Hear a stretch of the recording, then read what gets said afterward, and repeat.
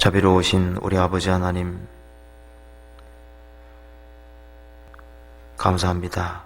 오늘 또 이렇게 같이 모여서 하나님 말씀을 상고할 수 있게 해주신 것을 감사합니다. 자비하신 우리 아버지 하나님, 저희들 오늘 이 말씀에 비추어서 우리의 언어 생활에 대해서 반성하고 또 더 바른 모습으로 살아갈 수 있도록 도와주시옵소서. 주님의 도우심과 인도하심이 없이는 저희는 올바로 행할 수 없습니다. 자비로우신 우리 아버지 하나님, 오늘 이 시간이 결코 헛된 시간이 되지 아니할 수 있도록 도와주시고 우리 각 사람에게 참으로 유익된 시간이 될 수 있도록 인도해 주시고 도와주시옵소서. 전국적으로 많은 집회가 있습니다. 집회가 있는 곳마다 함께해 주시고 도와주시옵소서.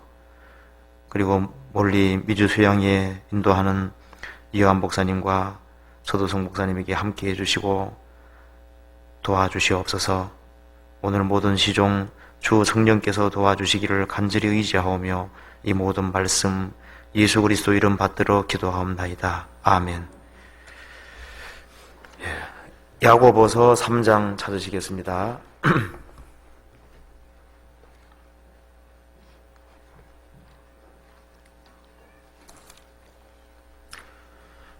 제가 1절부터 한번 읽어보겠습니다.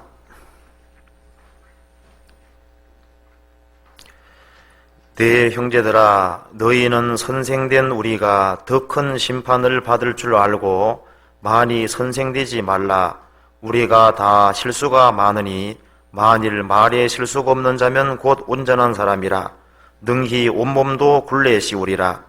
우리가 말을 순종케 하려고 그 입에 재갈을 목여 온몸을 억하며 또 배를 보라. 그렇게 크고 광풍에 밀려가는 것들을 지극히 작은 키로 사공의 뜻대로 운전하나니 이와 같이 혀도 작은 지체로 돼 큰 것을 자랑하는도다 하도다. 보라, 어떻게 작은 불이 어떻게 많은 나무를 태우는가.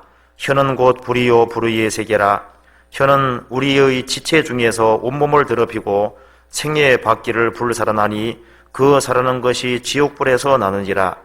여러 종류의 짐승과 새며 벌레와 해물은 다 길들임으로 사람에게 길들었거니와 혀는 능히 길들일 사람이 없나니 쉬지 아니하는 악이요 죽이는 독이 가득한 것이라.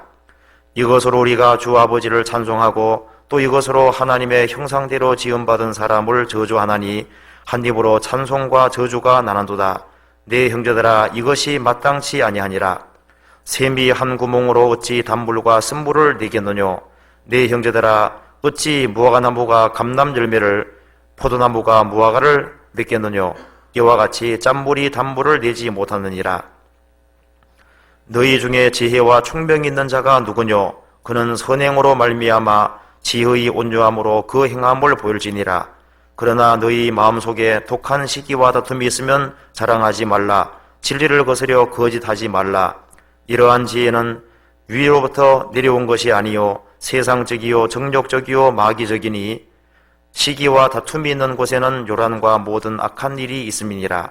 오직 위로부터 난 지혜는 첫째 성결하고 다음에는 화평하고 관용하고 양순하며 긍휼과 선한 열매가 가득하고 편벽과 거짓이 없나니 화평케 하는 자들은 화평으로 심어 의의 열매를 거두느니라. 거기까지.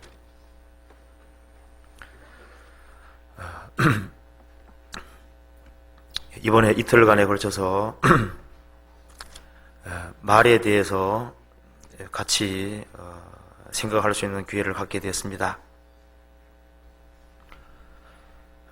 제가 이 신구약 성경에서 말에 대해서 말씀을 가장 상세하게 해놓은 장이 어딘가 살펴보니까 아무래도 그리스도인에게 있어서는 야고보서 3장과 에베소서 4장 5장 그것이 말에 대해서는 가장 상세하게 말한 것으로 생각이 듭니다. 그래서 오늘은 야고보서 3장 말씀을 중심으로 해서 말씀을 드리고 난 이후에 내일은 에베소서 4장과 5장을 중심으로 해서 말에 대해서 같이 생각을 해보도록 하겠습니다. 구약에서는 말에 대해서 잠언만큼 상세하게 말하고 있는 책은 없으리라고 생각을 합니다. 먼저 야고보서 3장 1절 2절을 같이 읽어보시겠습니다. 내 형제들아, 너희는 선생된 우리가 더 큰 심판을 받을 줄 알고 많이 선생되지 말라. 우리가 다 실수가 많으니 만일 말에 실수가 없는 자면 곧 온전한 사람이라. 능히 온몸도 굴레시우리라. 이 세상에서 말에 대해서 실수를 전전하지 않은 분이 있었다면 그분은 예수님일 겁니다. 예수님은 온전하신 분이셨기 때문에 이 언어라고 하는 것, 이 말이라고 하는 것은 하나님께서 사람에게 내려주신 특별한 선물이라고 할 수 있습니다. 아담이 범죄하기 전에는 아담이 하는 그 모든 말은 아주 거룩한 말이고 아담의 말 속에는 죄가 포함되어 있을 수가 없었습니다. 아담이 짐승들의 이름을 다 지어줬다고 성경에 나와 있는데요. 그 아담의 그 입은 하나님을 찬송하는 입이고 그리고 하나님을 합당하게 부르는 입이었습니다. 그러나 아담이 범죄함으로 타락했고 그 결과 언어와 행위가 하나님을 거스리는 결과를 낳게 됐습니다. 그래서 이 언어라고 하는 것은 어떤 사람은 영혼의 거울이라고 말을 했는데 그것은 실제로 맞다고 생각합니다. 사람의 육체보다 영혼이 그 사람의 실제니까요. 그 영혼 속에 있는 것이 바깥에 나오기 때문에 그 영혼이 그 사람의 실체이기 때문에 그 영혼 되는 그 실체를 통해서 그것이 육체를 통해서 또 언어를 통해서 나온다고 할 수 있습니다. 창하는 사람 보면요, 그 어떤 마음에 한 같은 것이 맺혀 있지 않은 사람은 사람에게 어떤 감동을 주는 창을 할 수가 없습니다. 마음에 어떤 한이 있고 응어리가 있는 사람이 그 창을 할 때 그 목소리 그것이 사람을 잡는 것이 있습니다. 노래도 어떤 가사를 노래할 때 그 가사의 내용을 자기가 충분히 숙지하고 그것이 자기의 어떤 삶과 경험 속에서 일치가 돼서 나올 때는 그 말은 엄청난 힘이 있다고 할 수 있습니다. 동일한 내용을 얘기해도 애들이 얘기할 때와 어른이 얘기할 때는 틀립니다. 그러니까 언어라고 하는 것은 그 사람 자체를 표현하고 있는 겁니다. 그래서 사람의 됨됨이는 그 말에서 나오기 때문에 말을 바꾸기 전에 그 사람 자체가 바뀌어지지 아니하면 언젠가는 또 그 말을 하게 되는 겁니다. 그래서 그 사람이 어떤 사람이냐가 그 사람의 말을 결정한다고 할 수 있습니다. 그래서 그 사람의 됨됨이가 먼저고 말은 나중이라고 할 수 있는데, 그런데 이것은 서로서로 연결되어 있기 때문에 또 말로도 그 사람을 알 수가 있습니다. 언어라고 하는 것은, 말이라고 하는 것은 그 생각에서 나오기 때문에 성경은 말씀하기를 그 사람의 생각이 어떠한 즉 그 위인도 그러하다 그랬습니다. 생각이 그 사람을 결정하는 거예요. 그 사람이 어떤 사람이냐 하는 것은 그 사람의 생각을 보면 알 수 있는 겁니다. 그 사람이 건전한 생각을 하는 사람이면 그 사람이 건전한 사람이거든요. 그 사람이 잔악계나 악한 것만 생각하는 사람은 그 사람은 악한 사람입니다.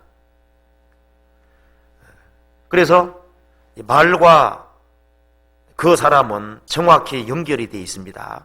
연결을.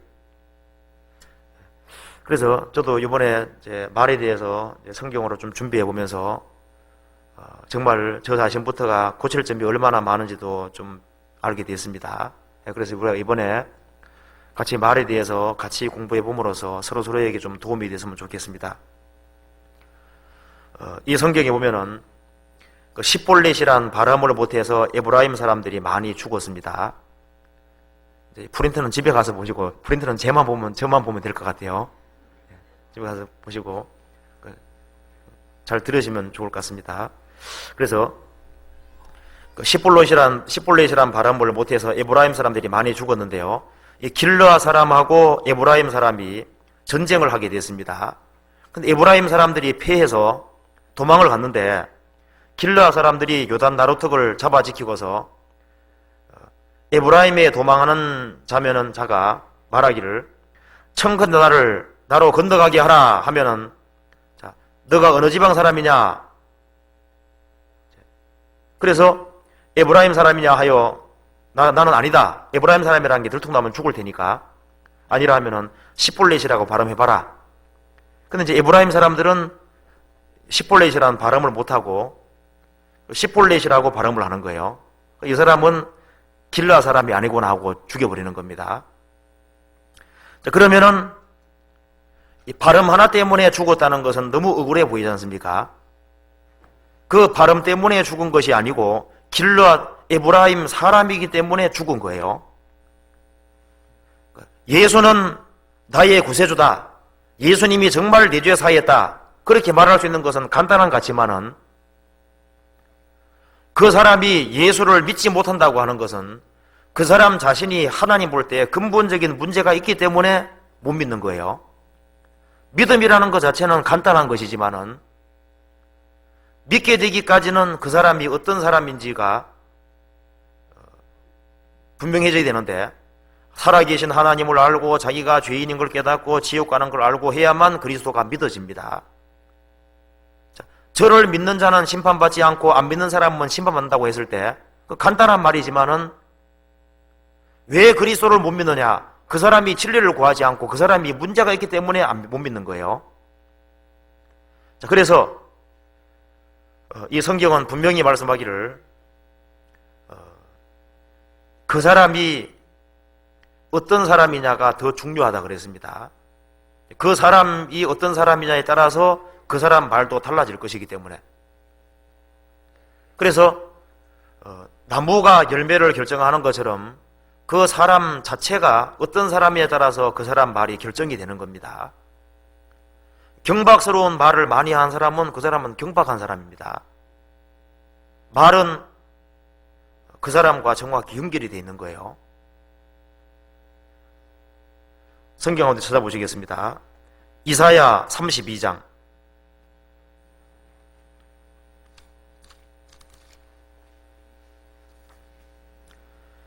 32장 6절.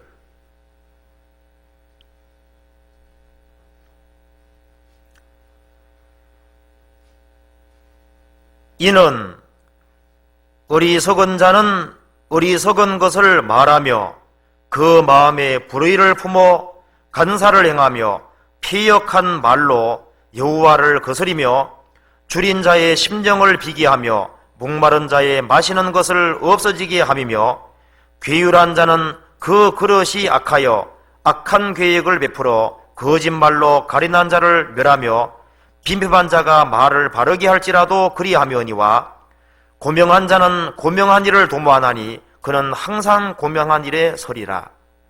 이 말씀에서 왜 사람들이 어리석은 것을 말하느냐? 그 사람이 어리석은 사람이기 때문에 어리석은 것을 말한다는 겁니다. 어리석은 자는 어리석기 때문에 어리석은 것을 말하고, 어리석기 때문에 그 마음에 불의를 품어서 간사를 행하며 패역한 말로, 하나님을 거스리는 말로 여호와를 거스리고, 줄인 자의 심령을 비게하며 목마른 자의 마시는 것을 없어지게 하며, 괴율한 자는 거짓이 많은 사람은 그 그릇이 악하여 악한 계획을 베풀어 거짓말로 가련한 자를 몰하며 빈핍한 자가 말을 바르게 할지라도 그리하며니와. 왜 어리석은 말과 어리석은 행동을 하느냐? 그 사람이 어리석은 사람이기 때문에 그렇게 한다 그랬습니다. 고명한 자는 고명한 일을 도모하나니 그는 항상 고명한 일에 서리라. 그 사람이 그 사람의 말과 행동을 결정한다고 하는 것을 우리가 알 수가 있습니다.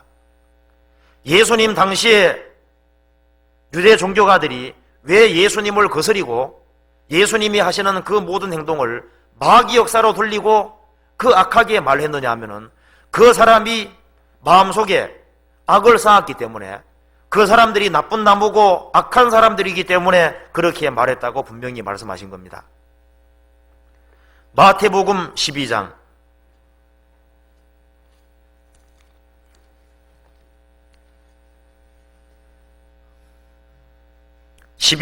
22절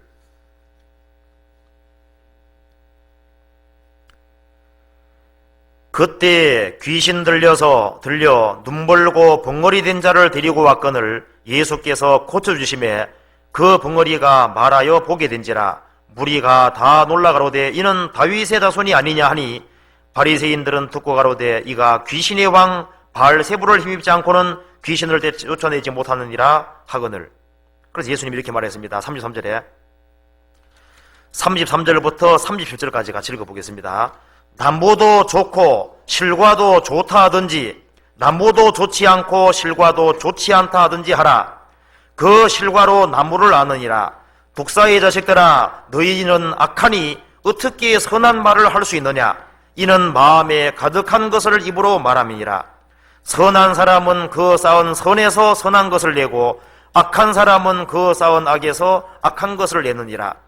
내가 너희에게 이르노니 사람이 무슨 무익한 말을 하든지 심판날에 이에 대하여 신문을 받으리니 내 말로 의롭담을 받고 내 말로 정죄함을 받으리라. 자, 남보도 좋고 실과도 좋다든지 남보도 좋지 않고 실과도 좋지 않다 하라. 그래서 선한 사람은 그 사람이 선한 사람이기 때문에 마음에 쌓은 선에서 선한 것이 나오도록 돼 있고, 악한 사람은 그 사람이 악한 사람이기 때문에 악을 쌓고 악한 것을 낸다는 겁니다. 그럼 예수님 당대 유대인들이 예수님 행하시는 모든 것을 보면서 예수님을 비방하는 말을 하고 그 진리를 거스리고 대적했을 때 그 사람이 주님 볼 때 근본적으로 나쁜 나무고 근본적으로 문제가 있는 사람이기 때문에 그렇게 말했다고 분명히 얘기를 하신 겁니다. 그래서 말은 그 사람 됨됨이가 그 말을 결정한다는 걸 우리가 알 수가 있습니다. 그래서 이 성경 말씀 속에 의인의 입은 지혜를 말하고 그 혀는 공의를 의며 그 마음에 하나님 법이 있으니 그 걸음에 실족함이 없으리로다. 의인의 입에는 왜 지혜가 나오느냐? 그 사람이 의인이고 마음에 하나님 말씀이 있고 하나님 말씀을 주일날 묵상하기 때문에 그 입에서 하나님의 지혜의 말씀이 나온다는 겁니다. 명철한 사람은 사람의 입의 말은 깊은 물과 같고 지혜자의 셈은 지혜의 셈은 소철은 내와 같으니라. 그런 말씀과 똑같은 말씀입니다. 명철한 사람의 입의 말은 깊은 물과 같고, 명철한 사람이 말을 할 때 깊이 생각을 하고 정말 충분히 묵상하고 말할 거 아니에요. 자, 그래서 우리가 먼저 알 수 있는 것은 그 사람의 됨됨이가 그 말을 결정한다는 걸 우리가 알 수가 있다는 겁니다. 전도서 10장을 찾아보시겠습니다. 10장 12절부터 15절까지 같이 읽어보시겠습니다. 지혜자의 입의 말은 은혜로우나 우매자의 입술은 자기를 삼키나니 그 입의 말의 시작은 우매요 끝은 광팬이라. 우매자는 말을 많이 하거니와 사람이 장대 일을 알지 못하나니 신우사를 알게 할 자가 누구이랴. 우매자들의 수고는 제각기 고나게 할 뿐이라. 저희는 성읍에 들어갈 줄도 알지 못함이니라. 자, 지혜자의 입의 말은 은혜로우나, 왜 은혜롭냐 하면은 지혜자이기 때문에, 주님의 지혜를 받았고 주님의 지혜가 있기 때문에 그 입의 말은 은혜로우나 우매자의 입술은 자기를 삼켜나니 주님의 생명이 없는 겁니다. 그래서 그 입의 말의 시작은 우매요 끝은 광팬이라. 사실 거듭나지 아니한 사람은 우매한 사람입니다. 거듭나지 아니한 사람이 말을 많이 하면 할수록, 세상적으로 유능해지면 유능해질수록 진리를 거스리는 말을 하게 되는 거예요. 그래서 신우사를 알게 할 자가 누구냐? 구원받지 아니한 사람은 자기 장래도 모르는 겁니다. 자기의 죽음 뒤에 영원한 운명도 모르는 거예요. 그래서 저희는 성읍에 들어갈 줄도 알지 못하느니라. 거듭나지 아니한 사람은 가장 근본적인 것도 모르는 겁니다. 근본적인 거. 우리나라에 아주 큰 소리 지는 사람 있죠? 텔레비전에 나와가지고. 그 말을 많이 하는데요. 할 때 자기도 모르는 걸 막 짓거려대는 겁니다. 그래서 거듭나지 아니한 사람은 진정으로 바른 말을 할 수가 없을 거예요. 여호와를 경외하는 것이 지식의 근본이라 그랬는데 그리스도를 알지 못하면은 사실은 아무것도 모르는 것이라고 할 수 있습니다. 자, 그런데 이 야고보서 3장 시작이 이렇게 되어 있습니다. 3장에 보시겠습니다. 야고보 3장 1절에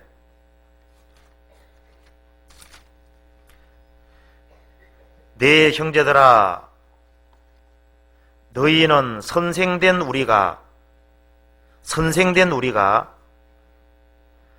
더 큰 심판을 받을 줄 알고 많이 선생되지 마라. 얼마나 두렵고 무서운 말입니까? 내 형제들아 너희는 선생된 우리가 더 큰 심판을 받을 줄 알고 많이 선생되지 마라. 왜 이 말을 했을까요? 우리가 다 실수가 많으니 만일 말에 실수가 없는 자면 곧 온전한 사람이라 능히 온몸도 굴레시우리라. 성경을 가르치는 것만큼 사실 위험한 건 없는 겁니다. 왜냐하면 이것은 사람의 영원한 운명을 가르치기 때문에. 그래서 죽고 사는 것이 혀의 권세에 달렸기 때문에 하나님 말씀을 전한다고 하는 이거 자체가 얼마나 엄숙하고 두렵고 무서운 사실인지 모르는 겁니다. 왜냐하면 그 말한 것에 대해서 전도자는 말을 가장 많이 할 거 아니에요? 그럼 그 말에 대해서 책임을 져야 되기 때문에요. 그러니까 이건 심각한 거라는 겁니다. 그래서 성경이 말씀하기를 만일 말에 실수가 없는 자면 곧 온전한 사람이라 능히 온몸도 굴레시우리라.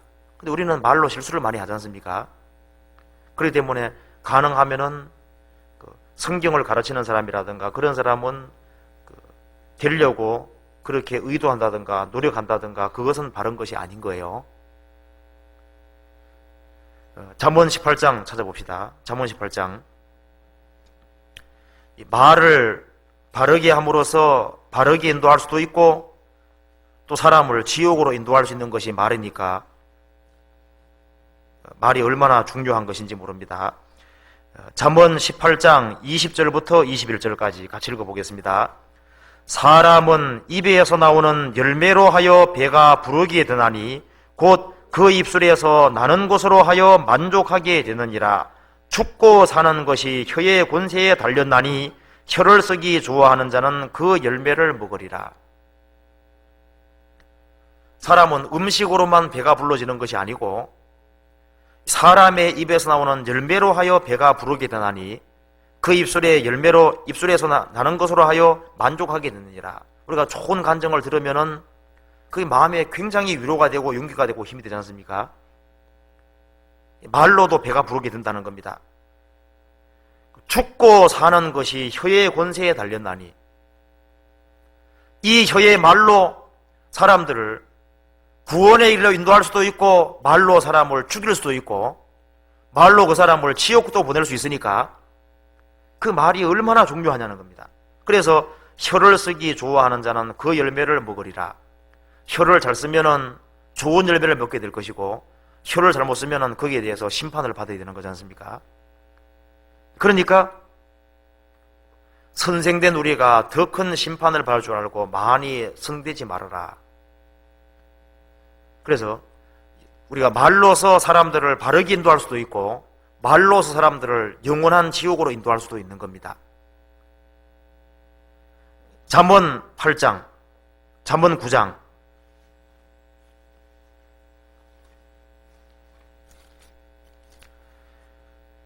잠언 9장 1절에서부터 6절까지는 바른 것을 얘기를 하는 것이고 13절부터 18절까지는 그릇된 것을 얘기를 하는 겁니다. 9장 1절 지혜가 그 집을 짓고 7 기둥을 다듬고 짐승을 잡으며 포도주를 혼합하여 상을 갖추고 그 여종을 보내어 성중 높은 곳에서 불러 이르기를 무릇 어리석은 자는 이리로 돌이키라. 또 지혜 없는 자에게 이르기를 너는 와서 내 식물을 먹으며 내 혼합한 포도주를 마시고 어리석음을 버리고 생명을 얻으라. 명철의 길을 행하라 하느니라. 13절 미련한 계집이 떠들며 어리석어서 아무것도 알지 못하고 자기 집 문에 앉으며 성금 높은 곳에 있는 자리에 앉아서 자기 길을 바로 가는 행객을 불러 이르되 무릇 어리석은 자는 이리로 돌이키라. 또 지혜 없는 자에게 이르기를 도적질한 물이 달고 몰래 먹는 떡이 맛있다 하노도다. 오직 그 어리석은 자는 죽은 자가 그의 곳에 있는 것과 그의 객들이 음부 깊은 곳에 있는 것을 알지 못하느니라. 두 종류의 전도자를 얘기를 하고 있는 겁니다.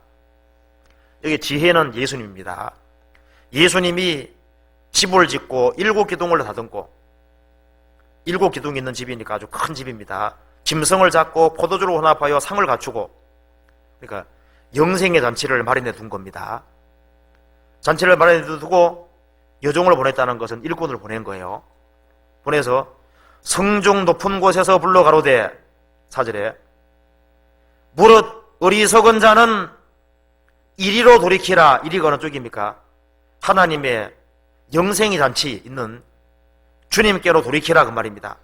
또 지혜 없는 자의 이르기를 너는 와서 내 식물을 먹으며 내 혼합한 포도주를 마시고 어리석음을 버리고 생명을 얻으라. 명철의 길을 행하라 하느니라.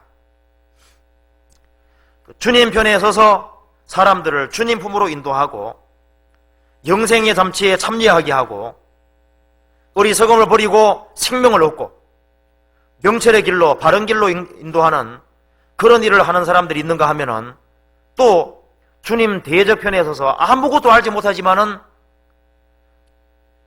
전도하는 위치에 앉아가지고 또 사람을 인도하는 사람들도 있다는 겁니다. 13절에 미련한 계집이 여종이 아닙니다. 여종과 반대입니다. 여종은 주님의 일꾼 가리키는 거예요. 미련한 계집이 자기부터가 구원 안 받은 겁니다. 떠들며 어리석어서 아무것도 알지 못하고 아무리 유창한 설교를 하고 아무리 좋은 얘기를 해도 구원을 아무도 받을 수가 없는 겁니다. 자기 집 문에 앉아 성문 높은 곳에 있는 자리에 앉아서 자기 길을 바로 가는 행객을 불러 이르되 무릇 어리석은 자는 이리로 돌이키라. 또 지혜 없는 자의 이르기를 도적질 한 물이 달고 몰래 먹는 떡이 맛있다도다. 그 하나님 말씀과 배치에게 가리키는 겁니다. 그런데 그 어리석은 자는 죽은 자가 그의 곳에 있는 것과 그의 객들이 음부 깊은 곳에 있는 것을 알지 못하느니라. 그 영원한 지옥의 길인데 그것도 모르고 따라간다는 겁니다.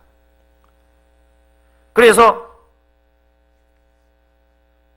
성경을 말한다고 하는 것은 사람을 바르게 인도할 수도 있고 곁길로 인도할 수도 있기 때문에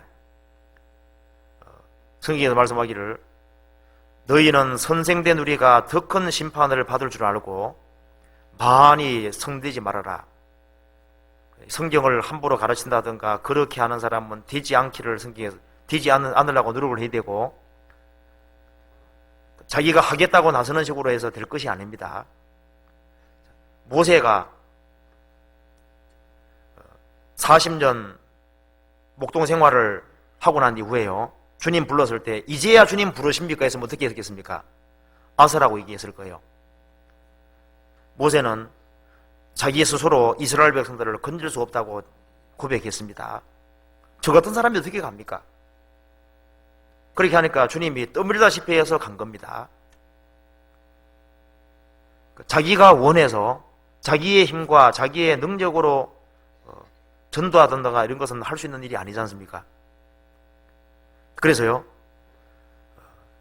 선생된 우리가 더 큰 심판받을 줄 알고 많이 선생되지 말아라. 그래서 우리가 다 실수가 많으니, 우린 다 실수가 많은 사람입니다. 만일 말에 실수가 없는 자면 곧 온전한 사람이라. 능히 온몸도 굴레 씌우리라.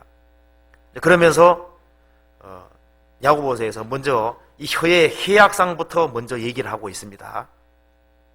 이 혀가 왜 성되지 마라 그랬냐면요, 이 혀가 아주 엄청난 일을 저지를 수 있기 때문에, 이 혀가 얼마나 무서운 것인지부터 알아야 된다는 겁니다. 혀가 얼마나 무서운 역할을 하는지 이제 그것부터 상세하게 얘기를 했습니다. 야고보서 3장 4절. 우리가 말을 순종케 하려고 그 입에 재갈을 먹여 온몸을 억어하며 또 배를 보라, 그렇게 크고 광풍에 밀려가는 것들을 지극히 작은 키로 사공의 뜻대로 운전하나니 이와 같이 혀도 작은 지체로 돼 큰 것을 자랑하는도다. 보라, 어떻게 작은 불이 어떻게 많은 나무를 태우는가. 혀는 곧 불이요 불의의 세계라. 혀는 우리의 지체 중에서 온몸을 더럽히고 생애의 바퀴를 불살아나니 그 살아난 것이 지옥불에서 나느니라. 여러 종류의 짐승과 새며 벌레와 해물은 다 길들임으로 사람에게 길들었거니와 혀는 능히 길들일 사람이 없나니 쉬지 아니하는 악이요 죽이는 독이 가득한 것이라. 먼저 야고보서를 쓴 야고보가 이렇게 얘기를 했습니다. 혀가 얼마나 무서운 것인 줄 아느냐, 그것부터 먼저 알아야 된다는 겁니다. 그래서 사람이 타고 다니는 말도 입에 재갈 먹여서 온몸을 움직이고, 광풍에 밀려가는 큰 배도 키 하나가 배 방향 결정하는 것처럼 혀도 우리 온몸 중에 지극히 작은 한 부분인데, 조그마한 불이 많은 나무를 태우는 것처럼 이 조그마한 혀가 인생 전체를 다 더럽히는데, 혀라고 하는 것은 뭐냐? 혀는 불이다. 혀는 불의의 세계에 속한 것이다. 혀는 쉬지 아니하는 악이요 죽이는 독이 가득한 것이다. 혀가 얼마나 무서운 것인지부터 파악을 해야 된다는 겁니다.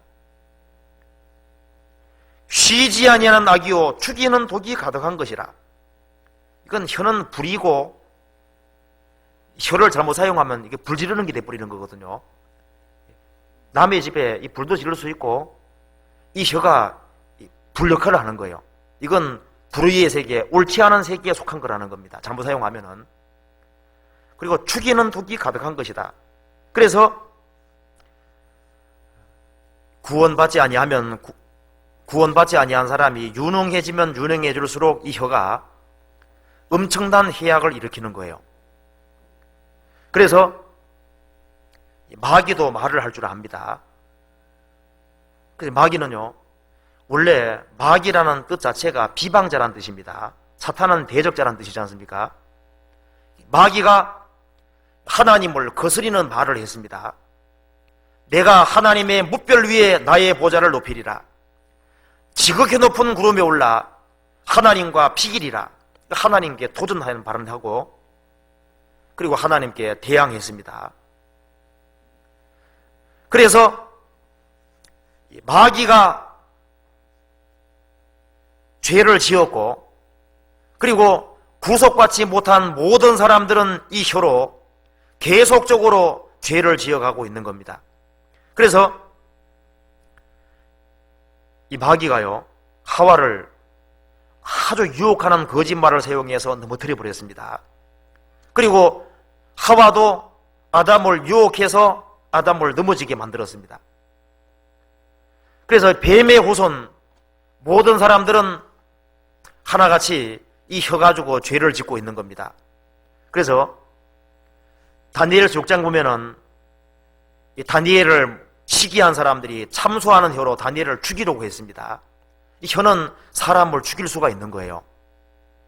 그래서 이 혀가 얼마나 무서운 것인지를 성경에 말하고 있는데, 여기에서 특별히 혀는 쉬지 아니하는 악이요 죽이는 독이 가득한 것이라 그렇게 말을 했는데, 실제로 조사를 해보니까 이 사람이 독한 마음을 품으면은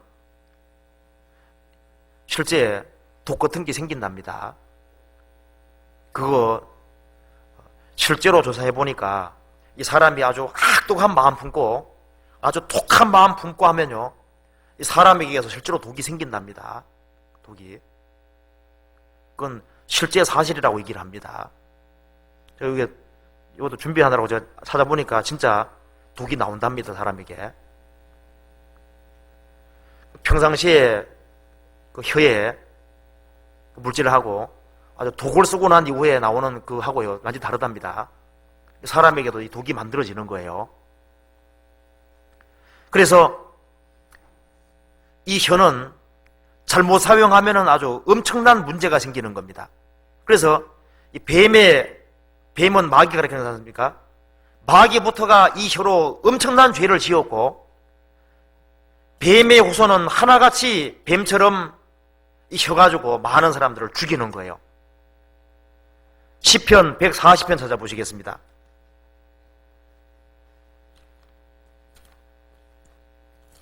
(140편)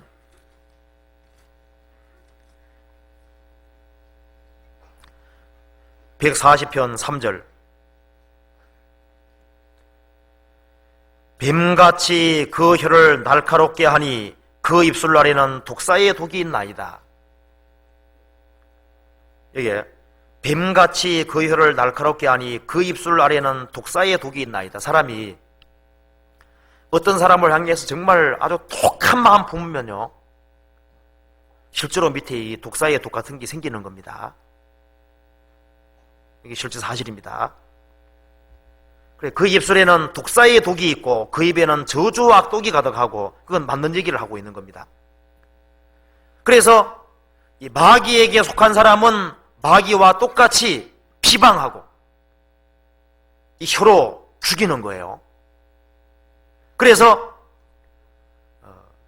성경이 말씀하기를 이 혀로 이 사람들을 얼마든지 잡아먹을 수 있다 그랬거든요. 시편 52편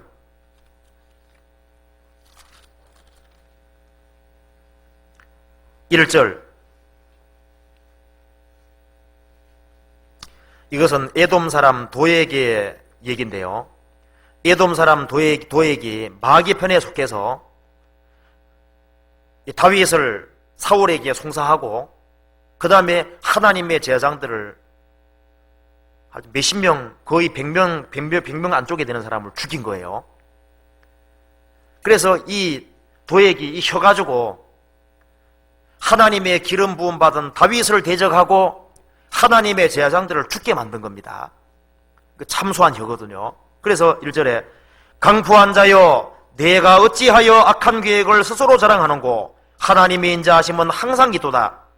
내 혀가 심히 악을 꾀하여 날카로운 삭도같이 간사를 행하는도다. 내가 선보다 악을 사랑하며 의를 말함보다 거짓을 사랑하는도다. 간사한 혀여 내가 잡아먹는 모든 말을 좋아하는도다. 그런즉 하나님이 영영히 너를 멸하시며 너를 취하여 내 장막에서 뽑아내며 생존하는 땅에서 내 뿌리를 빼시리로다. 이 사람 육신적인 목적 때문에, 그 세상을 사랑하는 그것 때문에 세상에서 더 풍족하게 살고 더 풍요를 누리기 위한 그 목적으로 이 혀 가지고 이 사람을 잡아먹은 거예요. 그래서 이 혀는 까다롭게 잘못하면은 엄청난 사람들을 죽일 수 있는 거고, 이 혀가 아주 무서운 것이라고 하는 걸 얘기를 했습니다.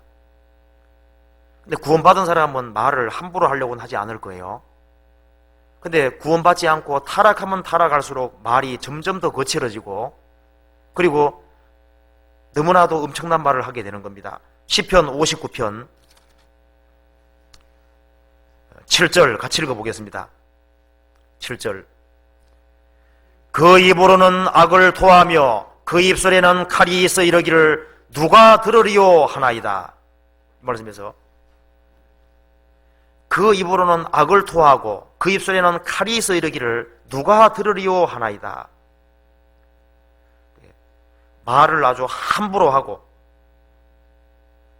양심을 거스려서 말을 함부로 하고 진리를 대적하고 그 의로운 사람, 신앙생활을 바르게 하는 사람들을 대적하는 그 말을 하는 그것은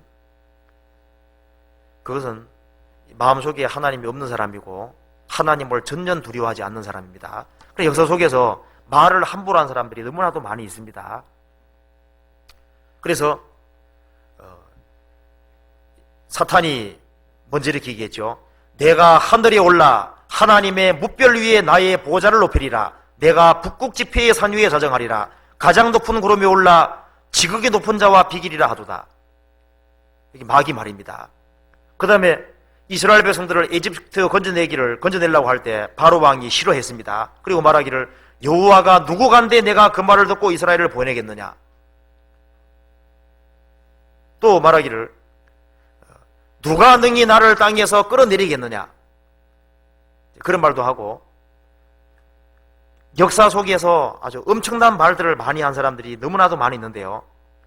이런 말도 안 좋은 말이죠. 내 사전에 불가능한 건 없다.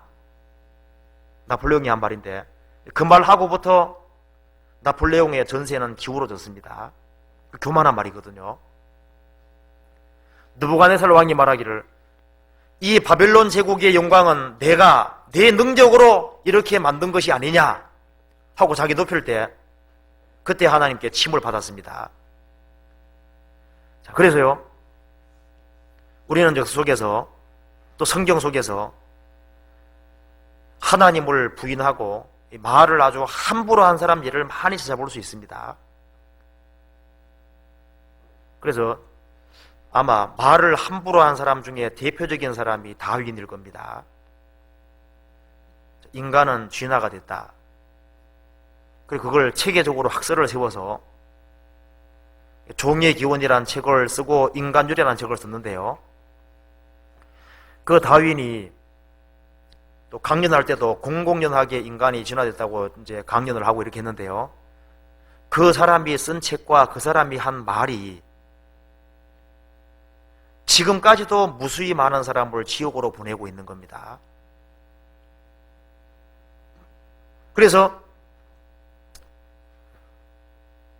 이건 누가 들으리요? 하나님이 듣고만 있다고 하는 걸 알아서도 인간이 진화됐다고 이런 말을 함부로 하지 못했을 겁니다.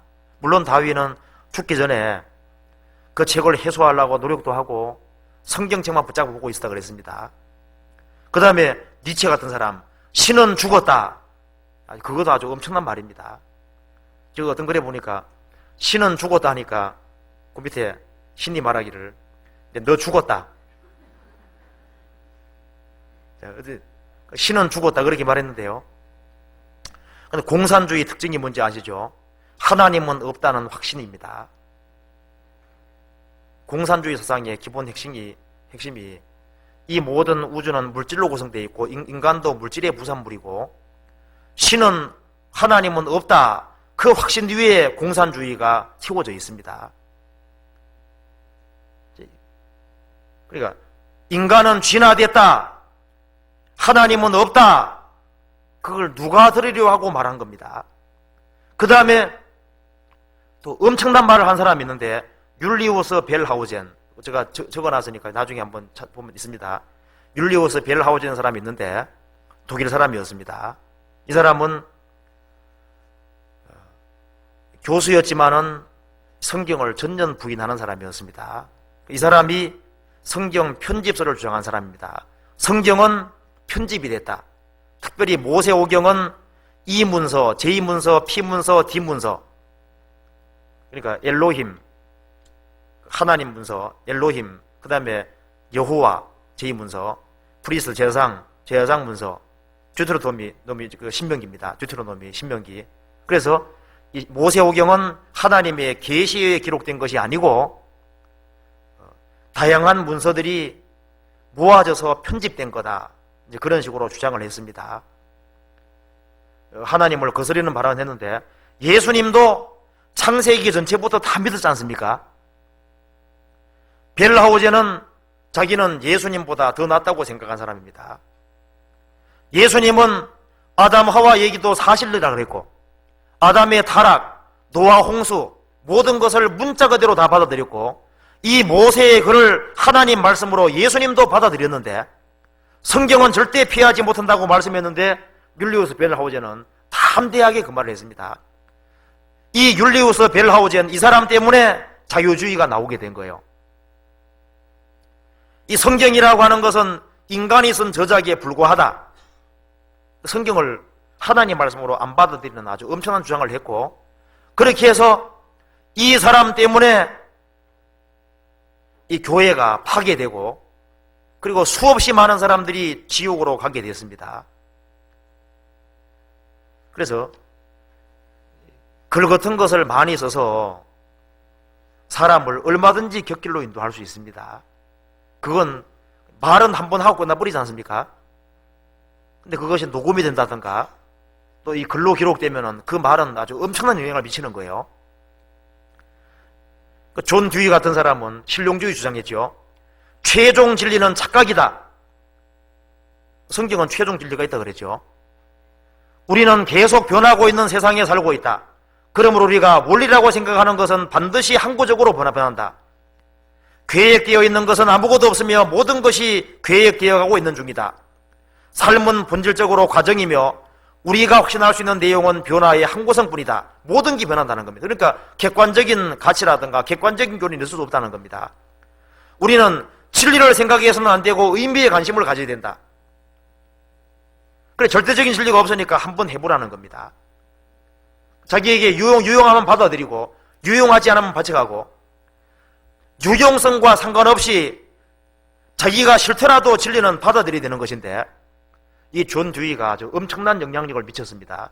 이 사람의 사상이 지금 교육계에도 다 들어가 있지 않습니까? 그래서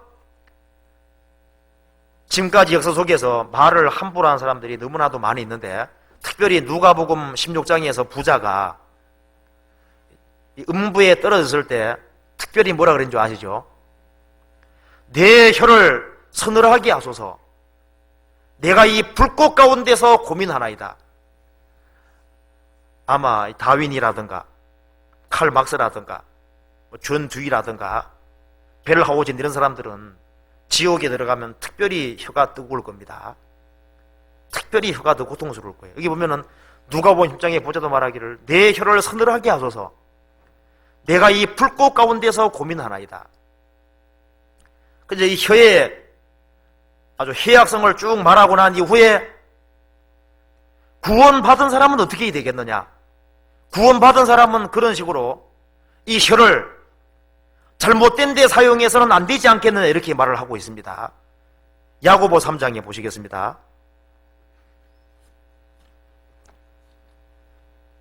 3장 9절. 이것으로, 이 혀로 우리가 주 아버지를 찬송하고 이것으로 하나님의 형상대로 지음받은 사람을 저주하나니 한 입으로 찬송과 저주가 나누도다. 내 형제들아, 이것이 마땅치 아니하니라. 샘이 한 구멍으로 어찌 단불과 쓴불을 내겠느뇨? 형제들아, 어찌 무화과나무가 감람 열매를, 포도나무가 무화과를 맺겠느뇨? 이와 같이 짠불이 단불을 내지 못하느니라. 이 말씀에서 이 샘 중에서 실제로 단물이 나오는 샘도 있습니다. 그 다음에 쓴물이 나오는 샘도 있고 짠물이 나오는 샘도 있다는 거 아시죠? 중국에는 정염이라고 해서 우물정자에 소금염자에서요, 이 우물 파면은 소금물 나오는 데가 많이 있습니다. 그리고 독일에는 제가 독일에 한번 갔었는데요, 독일에 베르겐 벨젠 전투기 할 때 나오지 않습니까? 베르겐 벨젠에서 이제 베르겐 벨젠 한번 구경하고 오는 길에 한 형제분 집을 들렀는데요, 거기에서 그렇게 멀지 않은 곳에 지상에서부터 410m 이상 그 깊은 곳에서 소금물이 솟아오르는 겁니다. 소금물이 너무나도 많이 올라오기 때문에 그 물을, 소금물을 그냥 버리기 아까우니까요, 이제 빌딩식으로 만들어서 소금물 올라오는 것을 이제 물이 흘러내리게 만들었습니다. 그래서 소금기가 막 다 붙어 있는데요, 그 옆을 지나가면 바다 냄새 나는 거예요. 이게 실제로 이것은 그냥 비유가 아니고 실제로 짠물이 나오는 데도 있습니다. 근데 이제 짠물과 단물이 한 샘에서 같이 나올 수는 없지 않습니까? 그래서 구원을 받은 사람은 그 입 가지고 하나님을 찬송하기도 하고 또 이 입 가지고 하나님 형상대로 지음받은 사람도 저주하고 그 두 가지가 나와서는 되지 않지 않겠느냐. 그래서 한 나무가 두 가지 열매를 동시에 맺을 수 없는 것처럼 한 입으로 우리가 하나님을 찬송도 하고 남도 저주하는 이런 건 합당하지 않다고 얘기를 했습니다. 그래서 그리스도인들은 어떻게 되느냐.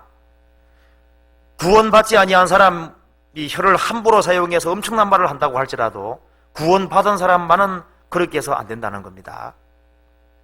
그래서 정말 주님 앞에 바르게 서기를 원하는 사람, 정말 천국의 소망을 가지고 있는 사람, 주님 얼굴을 떳떳이 대면하기를 원하는 사람은 어떻게 되느냐? 혀부터 금해야 된다고 얘기를 했습니다. 시편 15장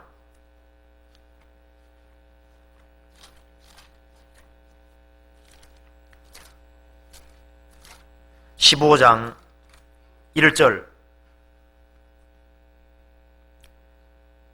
1절부터 5절까지 같이 읽어보겠습니다. 여호와여 주의 장막에 유할 자 누구오며 주의 성산에 거할 자 누구오리이까. 정직하게 행하며 공의를 일삼으며 그 마음에 진실을 말하며 그 혀로 참소치 아니하고 그 벗에게 행악하지 아니하며 그 이웃을 회방하지 아니하며 그 눈은 망령된 자를 멸시하며 여호와를 두려워하는 자를 존대하며 그 마음에 서원한 것은 해로울지라도 변치 아니하며 별리로 대금치 아니하며 뇌물을 받고 무지한 자를 해치 아니하는 자니 이런 일을 행하는 자는 영영이 유동치 아니하리로다. 여호와의 장막에 유할 자 누구며 주의 성산에 거할 자 누구오리이까. 어떤 사람이 거룩한 곳에 설 수 있겠느냐? 그 사람은 말과 행실을 바르게 하는 사람, 그 사람이 저 위에 설 수 있을 거라는 겁니다. 야고보서 여기 베드로전서 한 군데 더 찾아봅시다. 베드로전서에 더 상세하게 나와 있습니다. 베드로전서 3장 8절에서부터 12절까지 또 같이 읽어보겠습니다.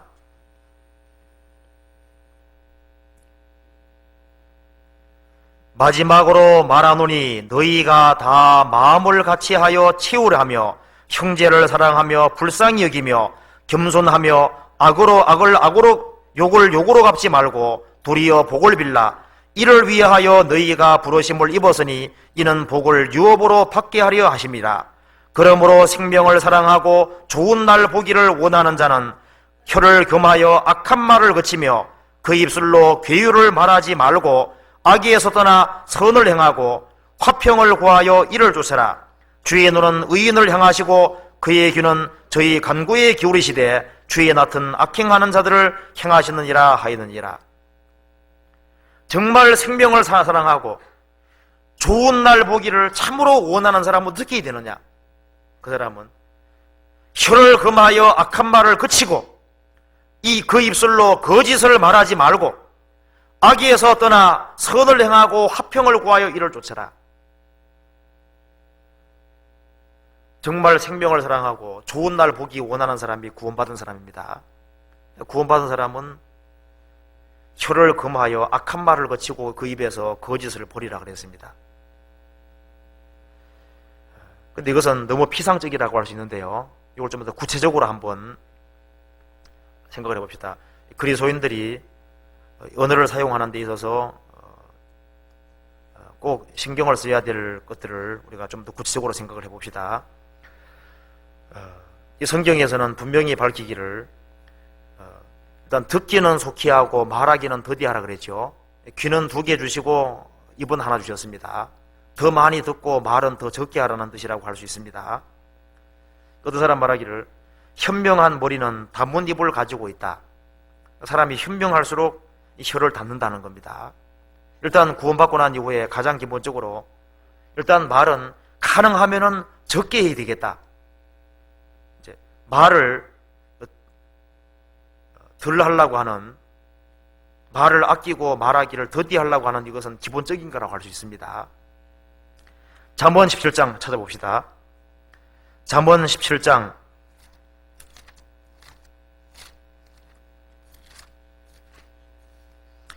17장 27절, 28절 같이 읽어보겠습니다.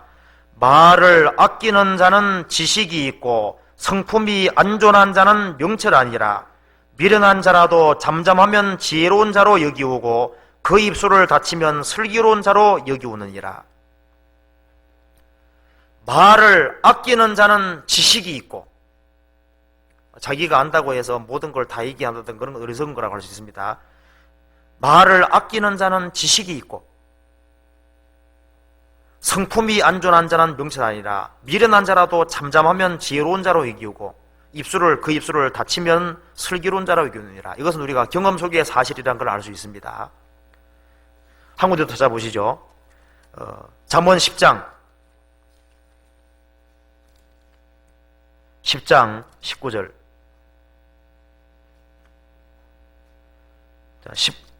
10장 19절부터 21절까지 같이 읽어보겠습니다. 말이 많으면 허물을 면키 어려우나 그 입술을 제어하는 자는 지혜가 있느니라. 의인의 혀는 천은 가까니와 악인의 마음은 가치가 적으니라.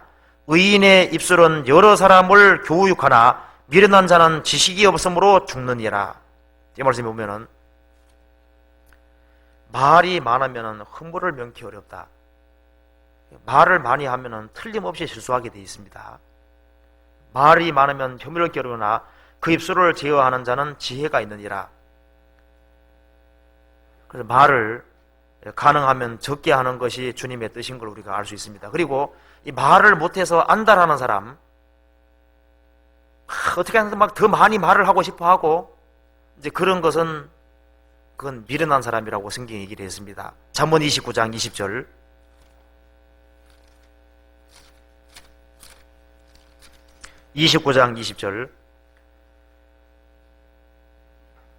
내가 29장 20절 같이 읽어보겠습니다. 내가 언어에 조급한 사람을 보느냐 그보다 미련한 자에게 오히려 바랄 것이 있느니라. 말을 못해서 아주 안달하는 사람, 언어에 조급한 사람 보았느냐 그보다 미련한 자에게 오히려 바랄 것이 있느니라. 그러니까 언어에 조급한 사람, 말을 못해서 안달하는 사람, 그 사람에게는 배울 것이 아무것도 없다는 겁니다. 우리가 말을 내뱉는 것은 이건 주워 담을 수가 없는 거지 않습니까? 그래서 어떤 사람이 말을 너무 자주 해서 너무 많은 말을 하고 실수를 많이 하기 때문에 어떤 선비를 찾아갔답니다. 훌륭한 선비를. 내가 말하는 걸 좀 고칠 수 있도록 도와주십시오. 내가 하는 대로 해보겠냐? 이건 잘 아는 예화지요. 그래서 닭 한 마리 잡아가지고 닭털을 다 뽑아보라고, 닭털을 뽑아가지고 이제 봉지에 담아가지고 왔습니다. 그 다음에 이것을 동네를 다니면서 다 뿌리라 그랬습니다. 그러고 난 이후에 그렇게 했다고 얘기를 하니까 그 다음에 가서 주워오라고. 바람에 불려갔으니까 주워올 수가 없지 않습니까? 그러니까 말을 한번 뱉으면은 이건 주워 담을 수가 없으니까, 그래서 이 닥터를 하고 연결시켜 가지고 있지 않습니까? 말하는 것이 꼭 그와 같다는 것을 얘기를 했습니다. 그건 적절한 예화라고 할 수 있는데요. 우리는 말하기 전에 그것이 참말이냐, 그거 생각해 봐야 되고, 그 다음에 그것이 정말 필요한 말이냐, 그 다음에 또 한 가지는 그게 친절한 말이냐, 이 세 가지 문을 통과한 후에서 입에서 나오게 하라. 어떤 사람이 그렇게 얘기를 했는데요. 그것도 좀 적절한 말이라고 생각합니다. 말하기 전에 그게 참말이냐, 그 다음에 그게 정말 필요한 말이냐, 그 다음에 그 말이 다른 사람에게 정말 유익이 되고, 그리고 그것이 친절하게 다른 사람에게 유익 주는 그런 종류의 말이냐, 이 세 가지를 통과하게 하고 한 이후에 말을 하도록 하라. 이렇게 얘기를 했는데 그 말이 좀 적절하다고 생각합니다. 그러니까 일단 그리스도인의 언어 생활에서 제일 먼저 생각해야 될 것은 일단은 말은 적게 하는 것이 좋은 거다. 그건 기본적으로 일단 받아들여야 될 것 같습니다. 그 다음에 자신이 말할 것을 아주 깊이 묵상을 하고 말을 해야 된다고 얘기를 했습니다. 그래서 우리가 말을 할 때는 더 적게 할 뿐 아니라 급하게 말을 내지 말고 충분히 생각에 생각을 거듭해서 정말 꼭 필요하다고 생각하는 것을 말할 수 있도록 그렇게 조심해야 될 것을 얘기를 했는데요. 전도서 5장 찾아보시겠습니다. 전도서 5장 1절.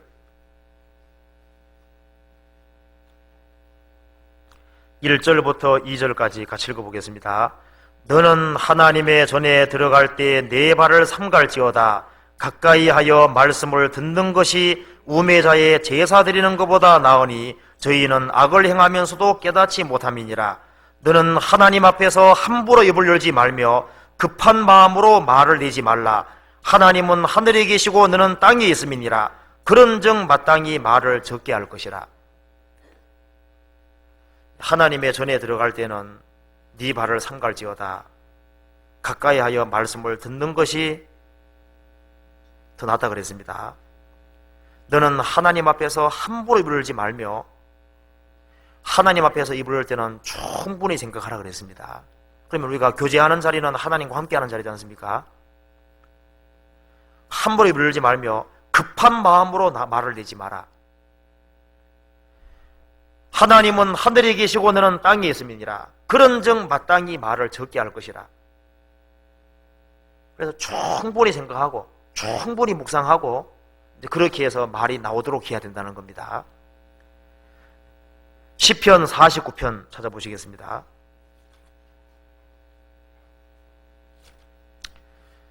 우리가 충분히 생각하지 않고 말하면 다른 사람을 다치게 할 수 있습니다. 49장 1절. 만민들아 이를 들어라. 세상의 거민들아 귀를 기울이라. 귀천 빈부를 물론하고 다 들을지어다. 네 입은 지혜를 말하겠고 네 마음은 명철을 묵상하리로다.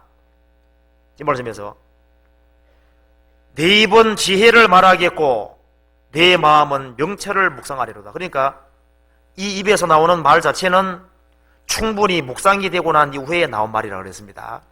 하나님 말씀을 추야로 묵상하는, 충분히 생각하고 또 생각해서 나오는 말, 이제 그 말이 그리스도인에게 꼭 필요한 말이라고 하는 걸 얘기를 하고 있습니다.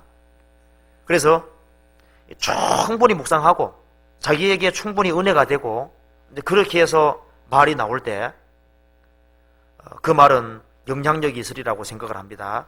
그래서 보라, 내 가슴은 봉한 포도주 같고 새 가죽 부대가 터지게 된 것 같구나. 내가 말을 발하여야 시원하리라.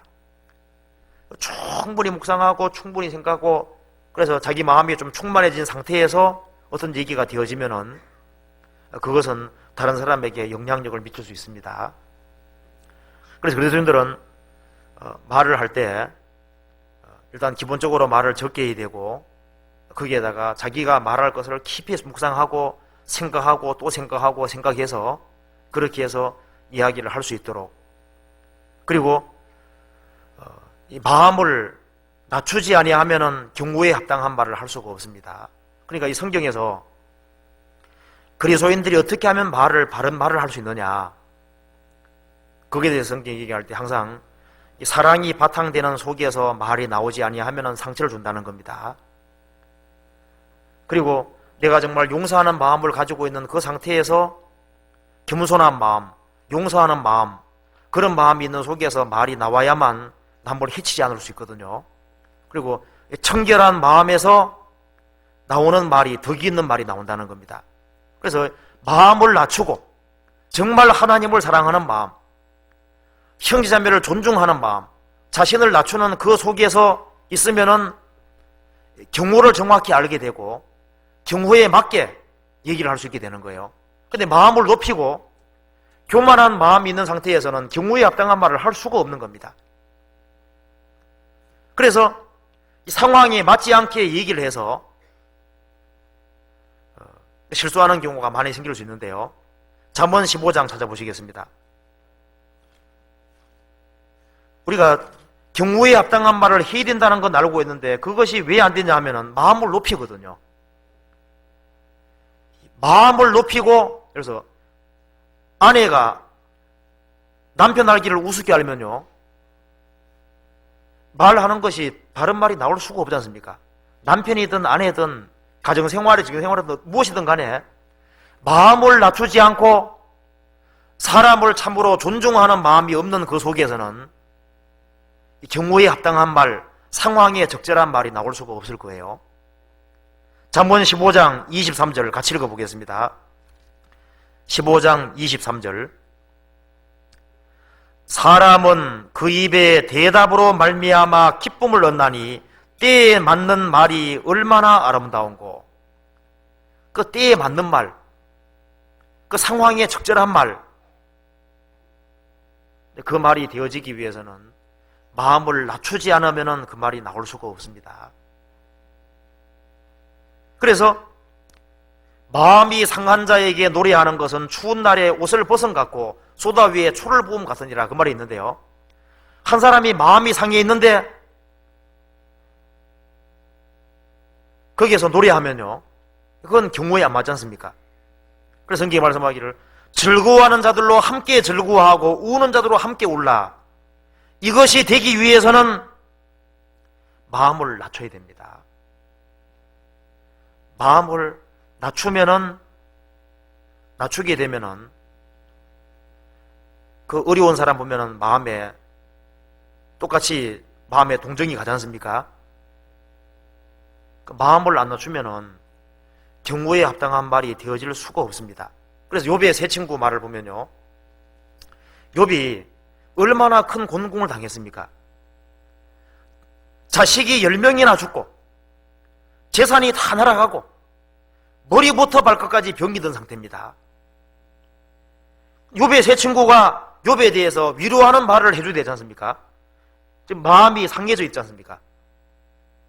마음이 상할 대로 상해 있는 그 사람에게 잘못한 게 도대체 뭐냐? 계속적으로 추궁하고 그 아픈 사람 마음을 더 아프게 계속적으로 만들어 가는데, 그 욥의 세 친구 말이 욥에게는 합당한 말이 아니었습니다. 왜냐하면은 욥의 세 친구 마음 자체가 주님 앞에서 바른 마음이 아니었습니다. 성경이 말씀하기를 경우에 합당한 말은 아우러에 새긴 은쟁반에 금상하니라, 그렇게 말했는데요, 엘리후는 정말 적절하게 말할 수 있었습니다. 엘리후는 두 사람 얘기를 충분히, 엘리후는 욥의 세 친구 말도 충분히 듣고 욥의 말도 충분히 들어보고 욥의 상태나 욥의 마음이나 모든 것을 다 들어서 알았습니다. 그렇게 해서 정확히 말할 수 있었습니다. 그래서 우리가 그리스도인으로서 이게 말을 한다든가 할 때 성경이 말한 대로 일단 말을 적게 할 수 있도록, 그리고 적게 하는 말도 깊이 묵상을 하고 경우에 합당한 말이 되어지기 위해서는 마음을 반드시 낮춰야 됩니다. 그래서 이 교만한 마음에서 교만한 말이 나오거든요. 그래서 이 경우에 합당한 말이 나오기 위해서는 우리가 경험적으로도 마음을 낮추고 다른 사람을 참으로 존중하는 마음, 그 사람이 마음이 상해 있든지 어떤 상황이 있든 간에 그 사람에게 그 헤아려 서서 말을 하기 위해서는 마음을 낮추고 그 사람 입장에 서봐야 되고, 그래서요, 고통당하는 사람에게 자기가 그 사람하고 똑같이 마음의 감정이입이 안 되면 그 사람을 위로할 수가 없습니다. 그래서 이 성경에서는 그리스도인들은 선한 말을 하는 것이 당연하다고 말씀했는데, 그 선하고 부드러운 말, 부드러운 말이 나오는 것도 자신이 하나님 앞에서 마음이 부드러워지고 마음이 정말 유해지고 그 성령의 감동을 받고 마음이 부드러워지고 유해지면은 혀도 부드러운 말이 나오게 돼 있고, 또 그 사람 말을 들으면은 마음의 위로가 되고, 부드러운 혀는 뼈를 꺾는다 그랬잖아요. 뼈를 꺾는다 그랬습니다. 이 부드러운 혀가 들어가면은 이 사람의 그 마음도 치유시킬 수도 있고, 자기 마음이 부드러워지지 않은 상태에서 부드러운 말이 나올 수가 없지 않습니까? 자신이 선한 마음을 안 가지고 있는 상태에서 선한 말이 나올 수 없습니다. 자신이 삶을 긍정적인 자세로 살지 않고서는 긍정적인 말이 나올 수 없을 거 아니에요. 자신이 하나님 앞에 참으로 감사하는 마음으로 살지 않고서는 감사하는 마음이 나올 수 없을 겁니다. 하나님을 높이는 것도 마찬가지죠.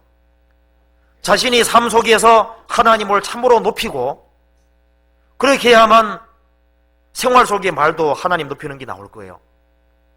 내가 하나님께 도움을 입고 살고 하나님 말씀에 귀를 기울이고 그렇게 해서 하나님께 도움을 입으면은 그 하나님께 도움 입는 것이 좋은 거고 내가 하나님께 도움을 받았기 때문에 또 도와주는 말을 할 수 있는 겁니다.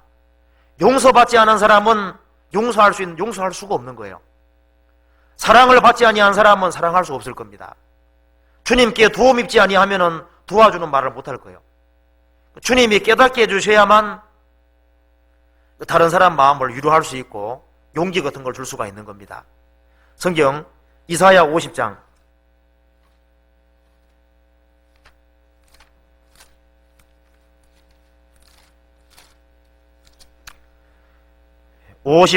4절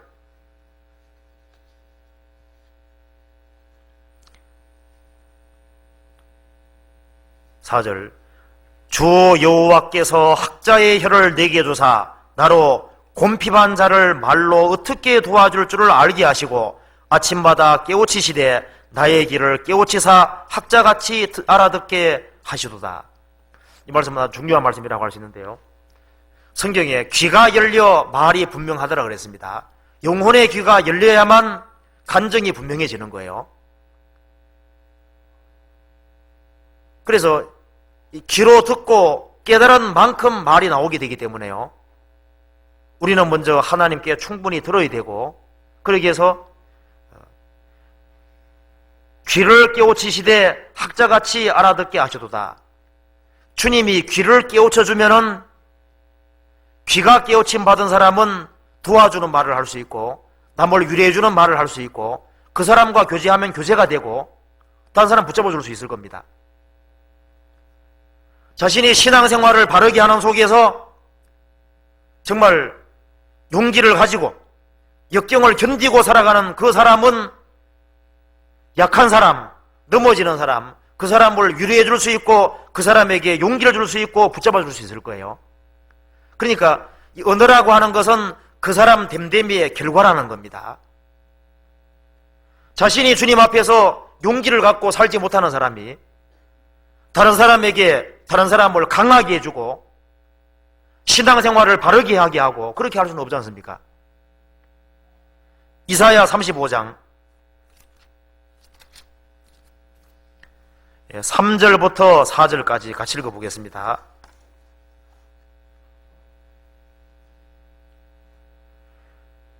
너희는 약한 손을 강하게 하여 주며 떨리는 무릎을 굳게 하여 주며 금내는 자에게 이르기를 너는 굳세게 하라. 두려워 말라. 보라 너희 하나님이 오사 보수하시며 보복하여 주실 것이라. 그가 오사 너희를 구원하시리라 하라.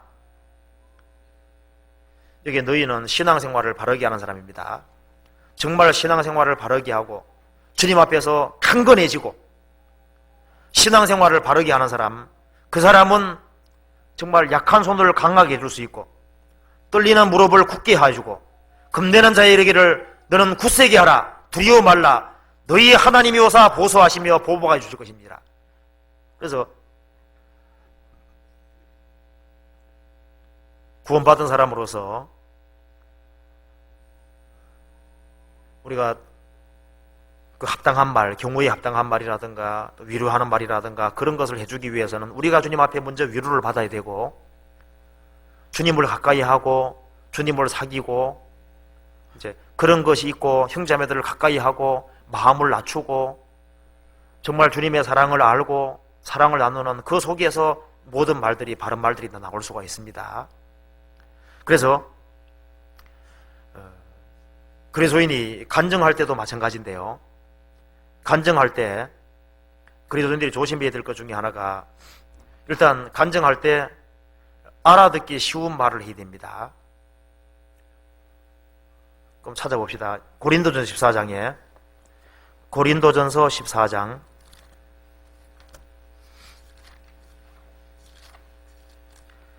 14장 9절 8절부터 제가 읽어보겠습니다. 만일 나팔이 분명치 못한 소리를 내면 누가 전쟁을 예비하리요? 이와 같이 너희도 혀로서 알아듣기 쉬운 말을 하지 아니하면 그 말하는 것을 어찌 알리요? 이는 허공에다 말하는 것이라. 자, 나팔이 분명한 소리를 내야만 전쟁 예비할 수 있죠. 이것이 기상나팔 소리인지 취신나팔 소리인지 전쟁 준비하는 나팔 소리인지 그걸 알아야만 정확히 예비할 수 있는 것처럼 그리스도인들도 서로 알아듣기 쉬운 말을 하지 아니하면, 그러니까 우리가 이 간증한다든가 또 교제하는 속에서 일단 기본적으로 알아듣기 쉬운 말, 누구든지 공감하고 알아듣기 쉬운 말을 해야 된다고 하는 거 하고, 그 다음에 간증하는 데 있어서 깨닫는 마음으로 짧게 말하라고 얘기를 했습니다. 19절도 같이 읽어보겠습니다. 그러므나 교회에서 내가 남을 가르치기 위하여 깨닫는 마음으로 5마디 말을 하는 것이 1만마디 방언으로 말하는 것보다 나으니라. 그러니까 교제하는 자리에서는 알아듣기 쉬운 말, 그 다음에 깨닫는 마음으로 1만마디 방언하는 것보다가 깨닫는 마음으로 5마디 말하는 것이 더 낫다. 짧은 말일지라도 압축해서 자기가 깨달은 것을 아주 간단한 말로, 그리고 우리 간증하는데 또 조심해야 될 것 중에 하나가요, 간증할 때는 자기 분량 범위를 넘어서는 말을 하면 안 됩니다. 꼭 자기 분량 범위 범주 내에서 얘기를 해야 됩니다. 그래서 예언이면 믿음의 분수대로 그 말대로 자기 믿음 분량을 벗어나는 얘기를 하면 안 돼요. 그래서 가난을 겪어보지 아니한 사람이 가난한 자의 사랑을 알 수가 없습니다. 주님께 위로받지 않은 사람이 위로를 할 수가 없을 거 아니에요. 그리고 우리가 성경을 깨닫는 것이라든가 그 모든 것도 분량이라고 하는 것이 있기 때문에요, 자기 분량 범위 내에서 말을 해야 됩니다. 그래서 자기 믿음 분량 이상도 말고 이하도 말고 자기 믿음 분량이라고 하는 것이 있어요. 그래서 어떤 사람이 간증할 때 책 보고 간증 다 하지 않습니까? 그러면 저거 보면 책 보고 압니다. 저건 저 사람 신앙이 아닌데. 말을 할 때 자기가 정말 깨닫고 진리 가운데서 되어지는 말은 자기 분량 범위 내에서 말이 되어질 때 그것이 정상적인 경우라고 할 수 있습니다. 구원받고 1년 된 사람이 10년 된 사람 말을 하면요, 그건 바른 것이 아니지 않습니까? 그럼 뭐 책을 봤다든가 뭐 그런 수가 있는 거예요.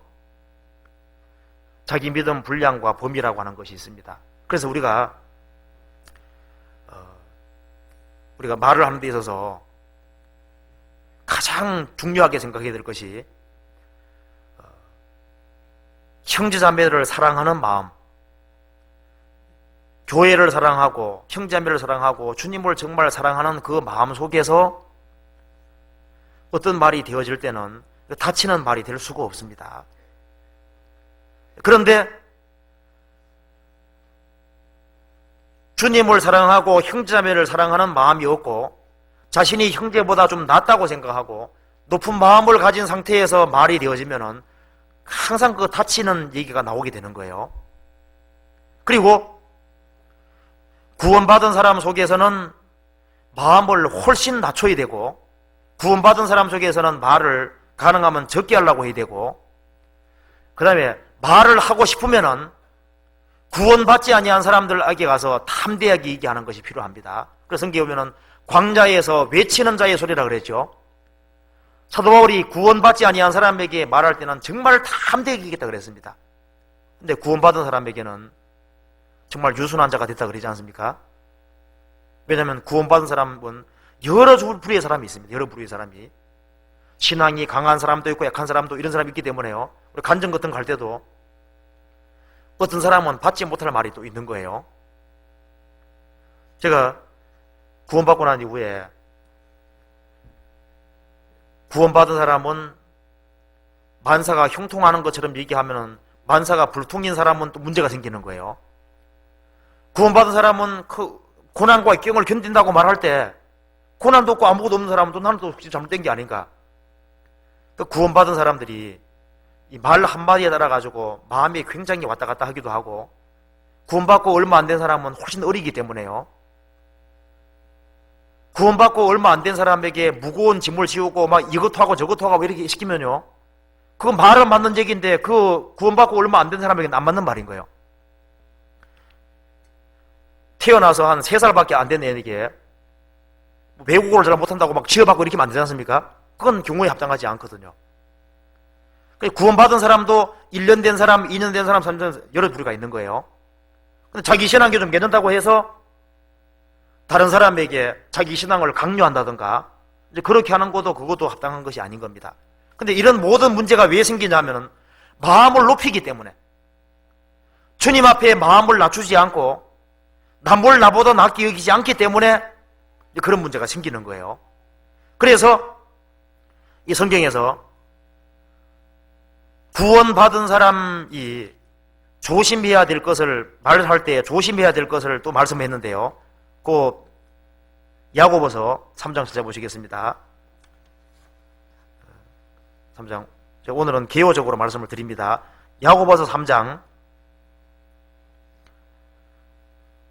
13절에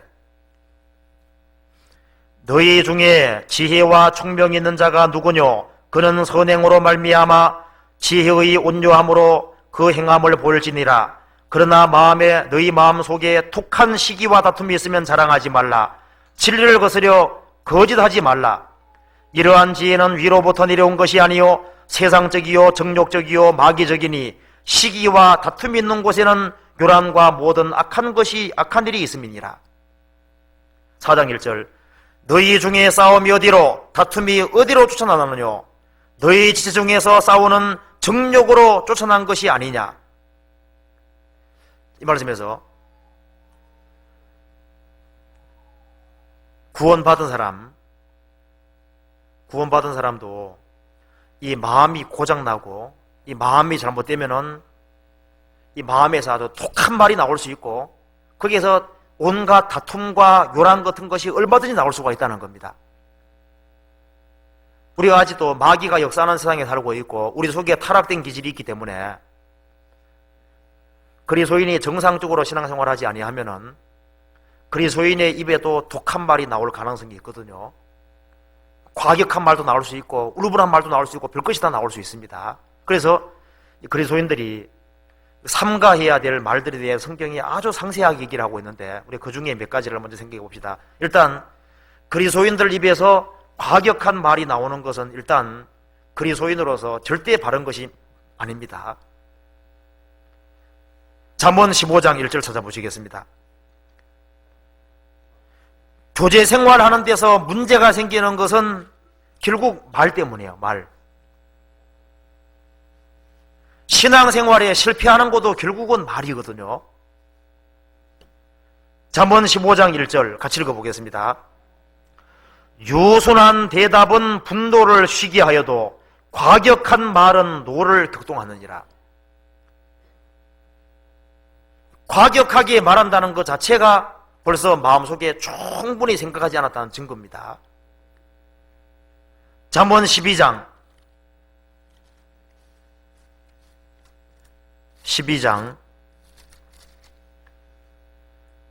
16절부터 18절까지 같이 읽어보겠습니다. 미련한 자는 분노를 당장에 나타내거니와 슬기로운 자는 수욕을 참느니라. 진리를 말하는 자는 의를 나타내어도 거짓 증인은 괴유를 말하느니라. 혹은 칼로 찌름같이 함부로 말하거니와 지혜로운 자의 혀는 양약 같으니라. 이 말씀에서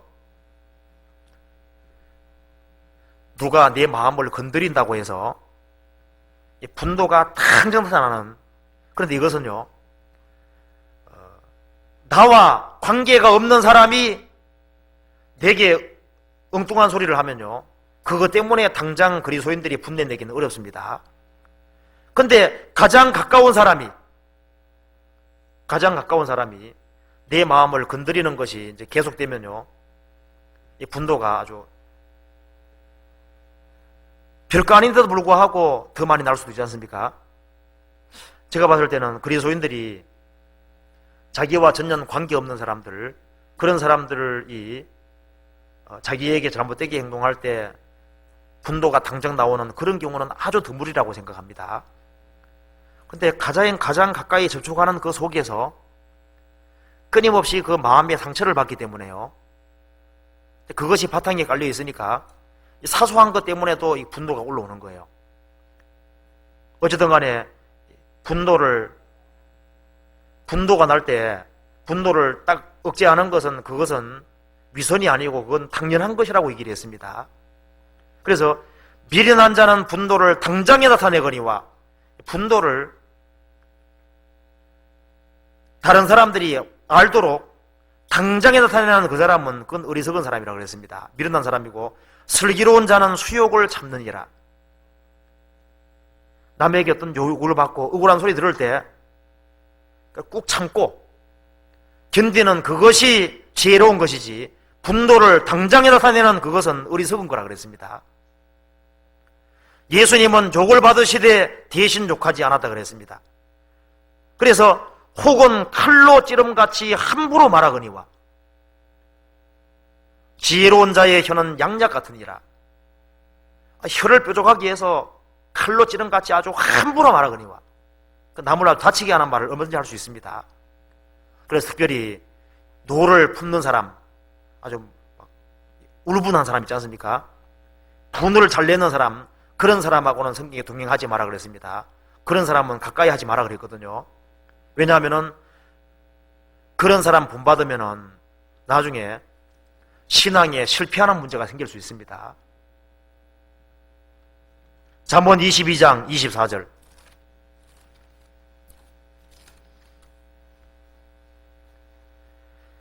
24절 25절 같이 읽어보겠습니다.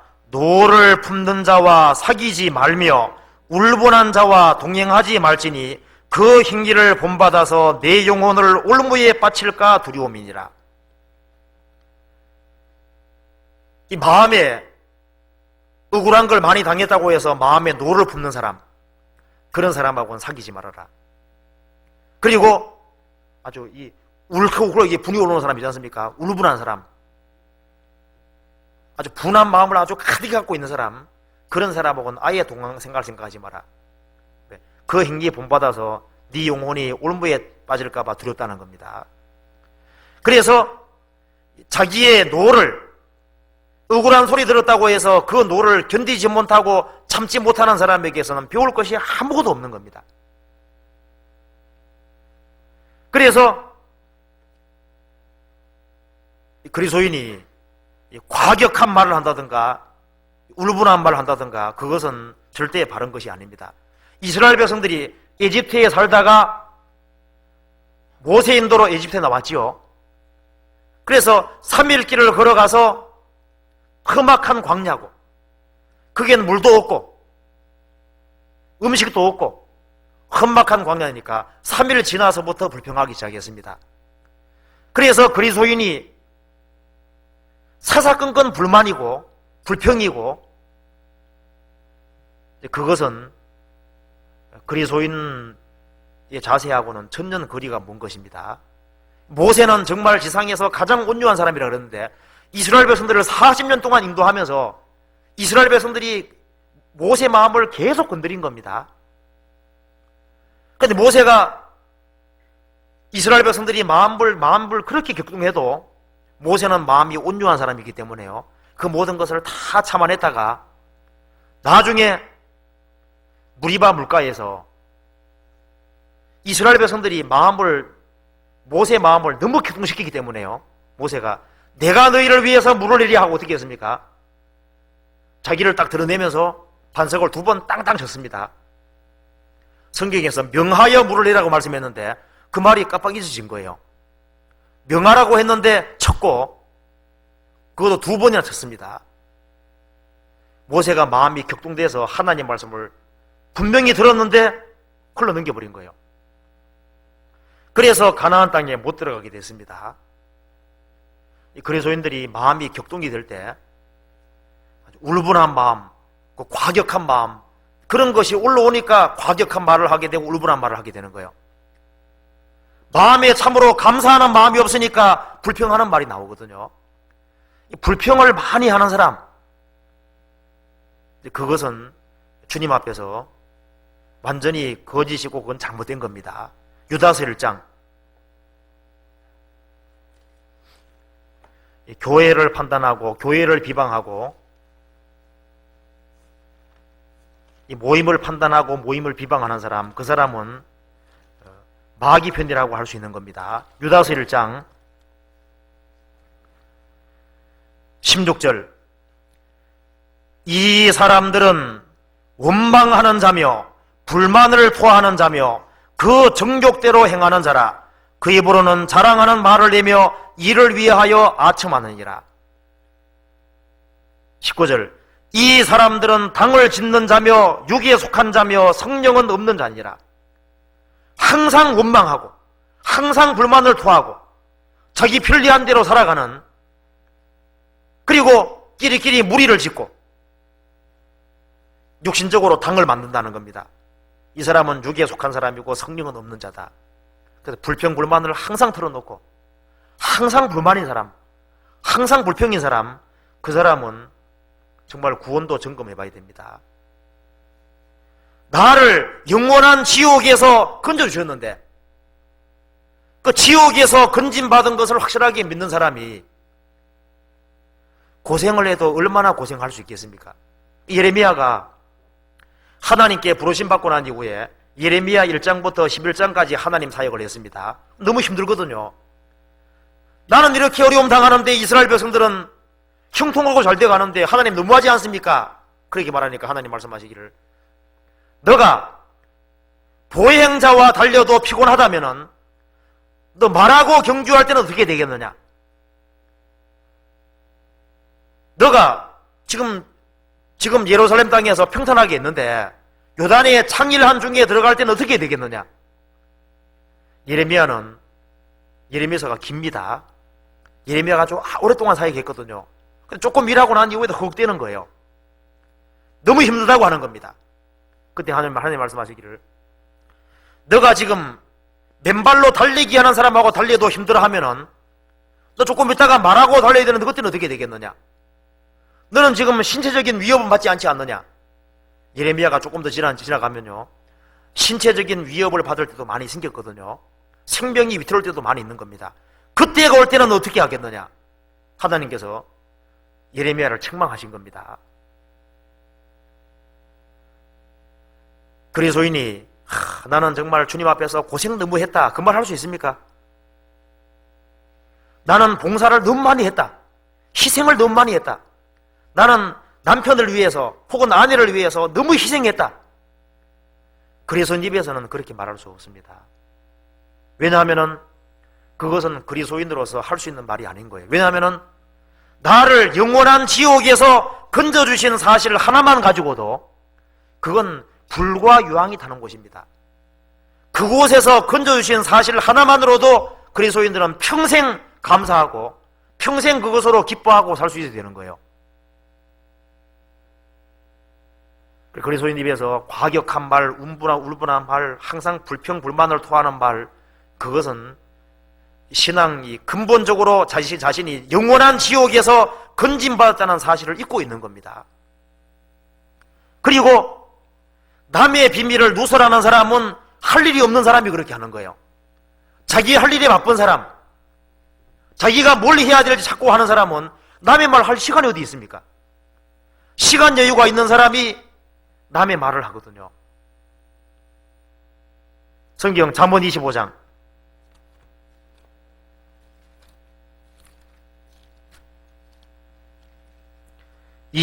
8절,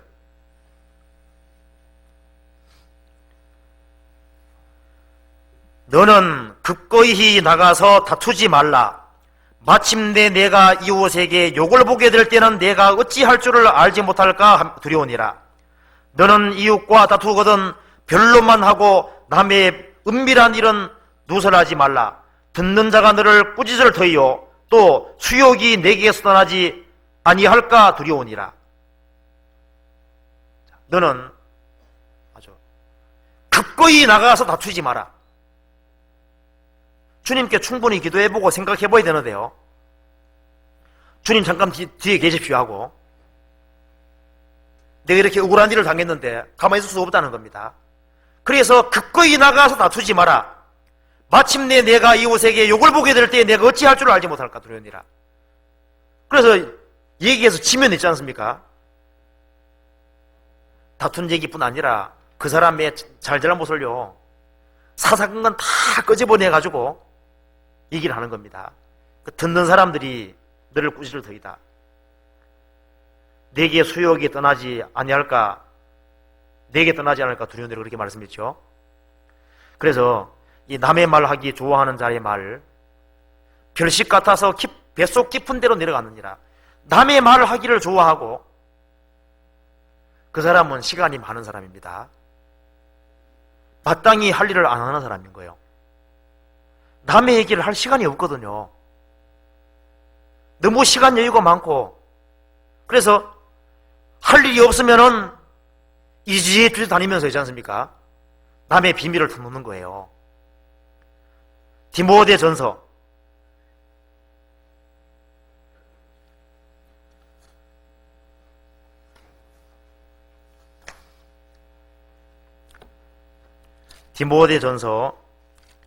5장 13절. 또 저희가 게으름을 익혀 집집이 돌아다니고 게으를 뿐 아니라 망령된 편론을 하며 일을 만들며 마땅히 아니할 말을 하나니, 그러므로 젊은이는 시집가서 아이를 낳고 집을 다스리고 대적에게 회방할 기회를 조금도 주지 말기를 원하노라. 이 말에 보면은 할 일이 없는 사람은 이지저지 다니면서 있지 않습니까? 게으르고 망령된 편론을 하며 일을 만들며 마땅히 아니할 말을 하나니, 이것은 당신만 알으라고 그렇게 얘기해놓으면요, 다 다른 데 알게 되지 않습니까? 세상에 비밀이라는 게 없어요. 그리고 그리스도인들 입에서 자기를 자랑하는 말, 자기를 자꾸 부각시키는 말, 이제 그런 말을 삼가해야 됩니다. 잠언 27장 2절. 잠언 27장 2절.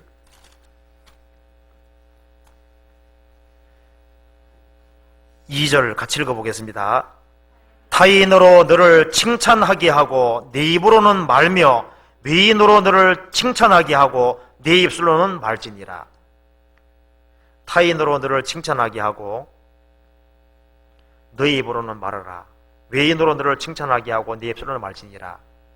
자기 입으로 자기를 칭찬하든가 자기 입으로 자기를 드러낸다든가 자기를 부각시키지 마라 그랬습니다. 왜? 그리스도인들 자신은 내세로만 한 것이 사실 아무것도 없는 자입니다.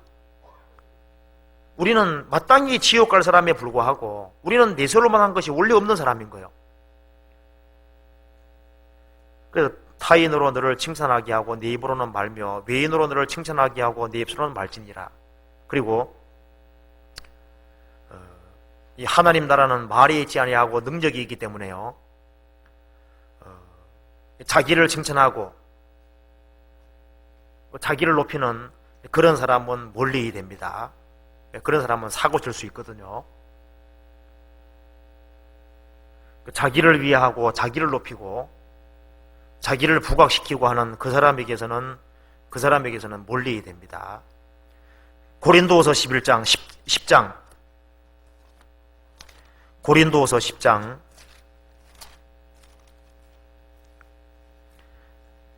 12절.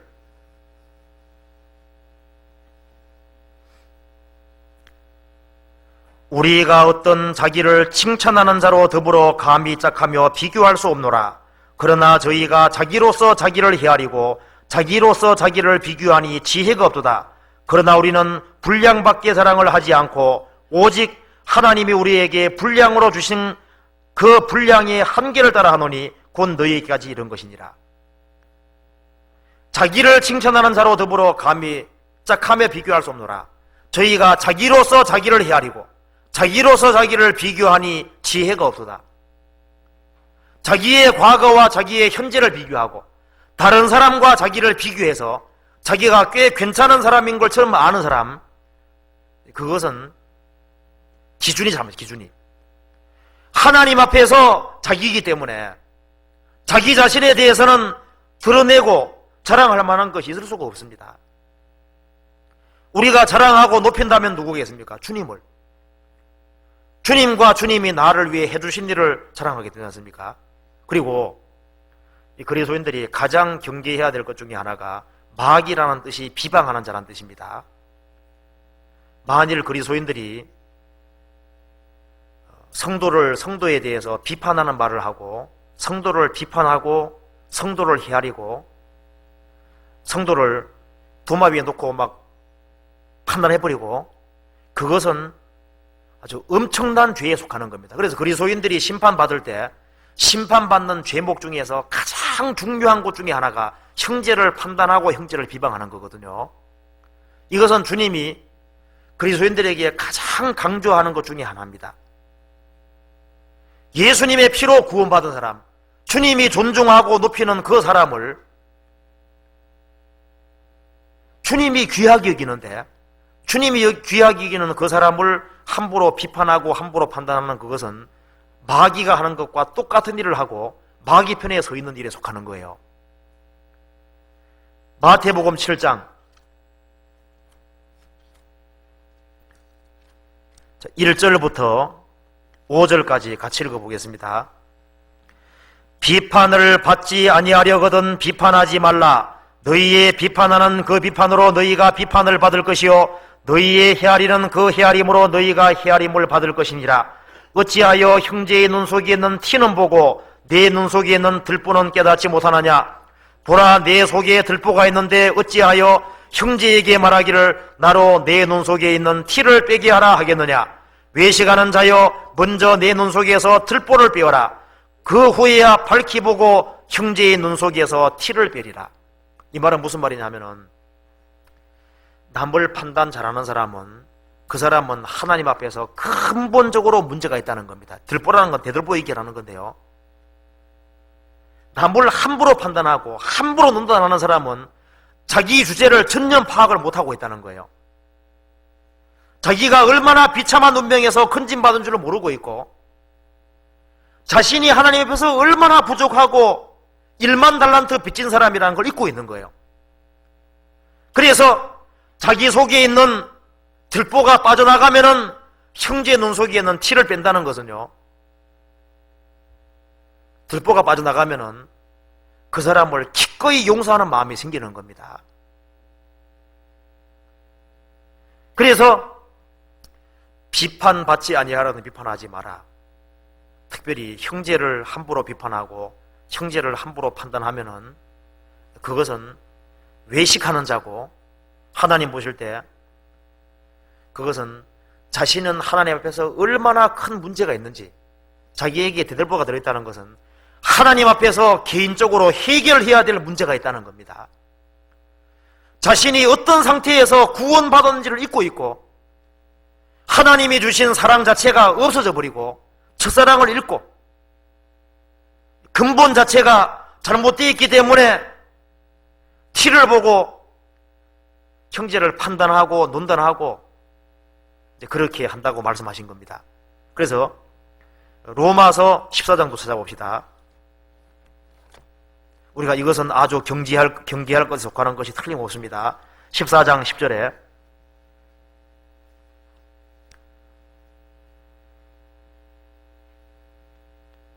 내가 어찌하여 내 형제를 판단하느뇨, 어찌하여 내 형제를 업신여기느뇨. 우리가 다 하나님의 심판대 앞에 서리라.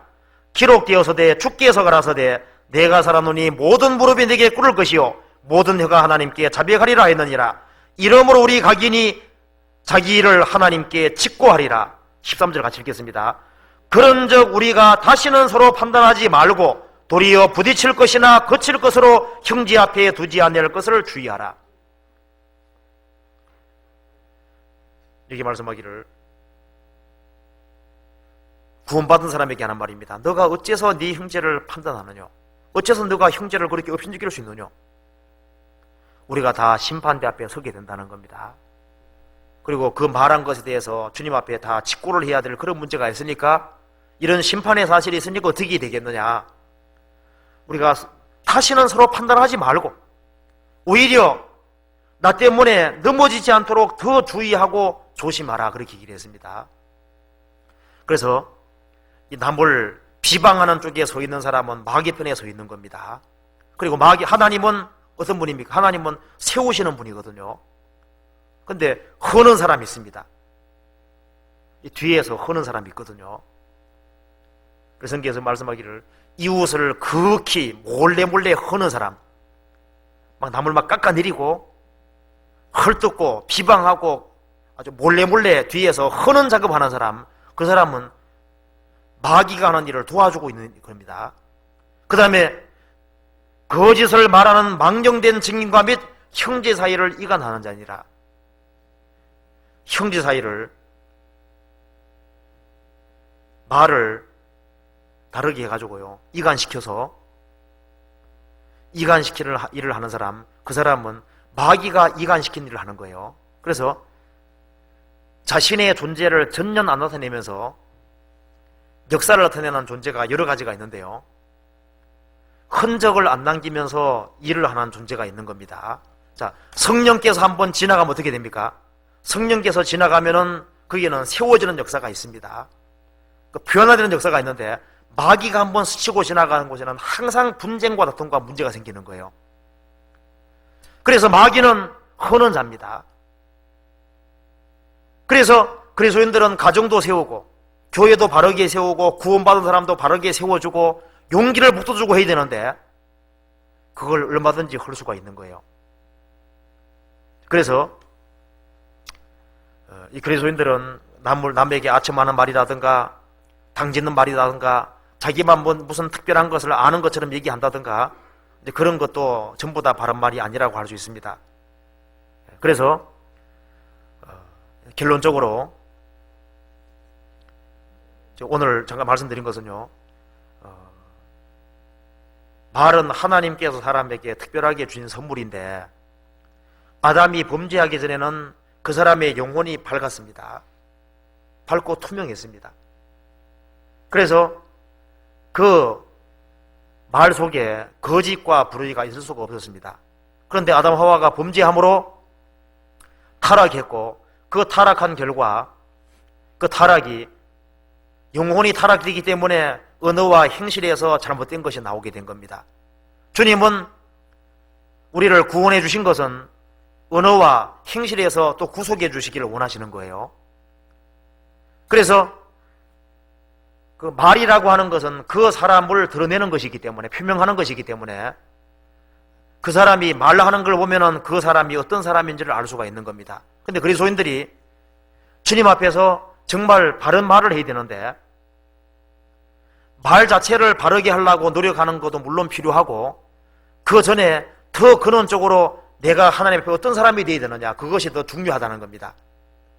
그래서 이 성경 속에서 그리스도인들이 마땅히 해야 될 말과 하지 말아야 될 말씀들이 성경에 너무나도 많이 있습니다.